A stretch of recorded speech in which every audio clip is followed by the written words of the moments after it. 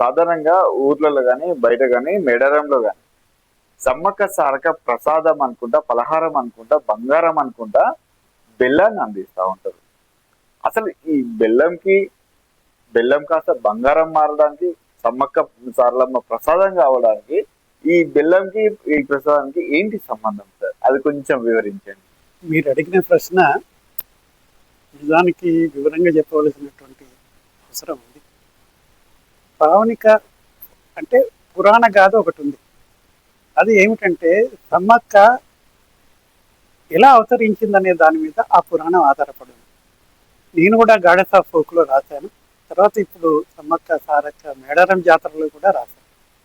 ఏమిటి అని అంటే అడవిలో ఈ సమ్మక్క బెల్లములో పుట్టింది.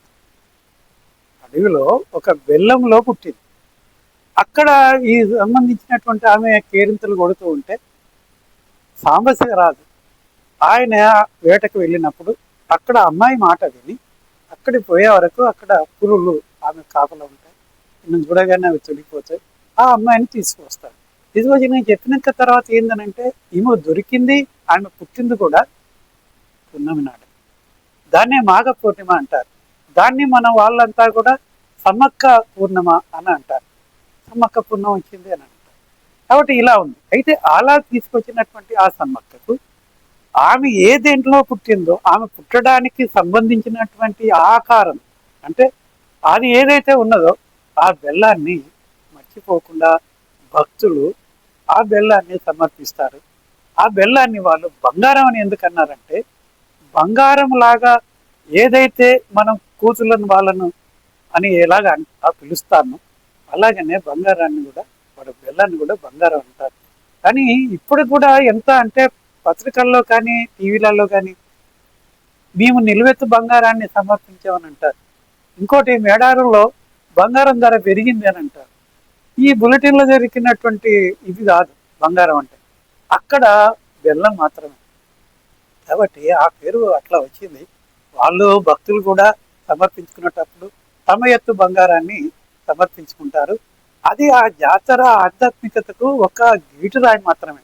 అంటే అది లేకపోతే ఆ బంగారం సమర్పించకపోతే వాళ్ళ ముఖం తీరినట్టు కాదు.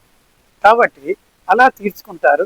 ఆ విధంగా బంగారంలో పుట్టిన ఓ సమ్మక్క బంగారాన్ని సమర్పించడం వల్ల ఆమె తమ భక్తుల మీద ప్రేమను చూపడమే కాకుండా వాళ్ళు అనుకున్నవి సాధించడానికి, అనుకునే నెరవేరడానికి ఆశీర్వదిస్తుందని అర్థం.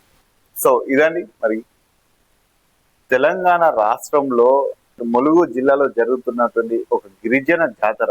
అది తెలంగాణ రాష్ట్రమే కాకుండా యావత్ ఆసియా ఖండంలోనే అతిపెద్ద జాతర, అతిపెద్ద గిరిజన జాతరగా కొలువుతీరున్న సమ్మక్క సారలమ్మ చరిత్ర అయితే మనం క్లుప్తంగా ఇప్పుడు వాళ్ళు వీళ్ళు చెప్పిన మాటలో కాదు, ఎన్నో పరిశోధనలు చేసి డాక్టరేట్ పొందినటువంటి ప్రొఫెసర్ స్వామి గారి మాటల్లో పూర్తి చరిత్ర అయితే వినడం జరిగింది. ఆ కాలంలో ఏదైతే పురాణంలో జరిగినటువంటి 1600 శతాబ్దం నుంచి ఈ 2026 సంవత్సరం వరకు జరిగినటువంటి కథనంతా ఒక్కసారి నెమరు వేసుకొని సమ్మక్క సారలమ్మ చరిత్ర అంతా కూడా తెలుసుకోవడం జరిగింది. మరి మరోసారి మరో గెస్ట్తో మంచి సమావేశంతో మంచి టాపిక్ తో మీ ముందుకు వస్తాం. అంతవరకు సెలవు. నమస్తే.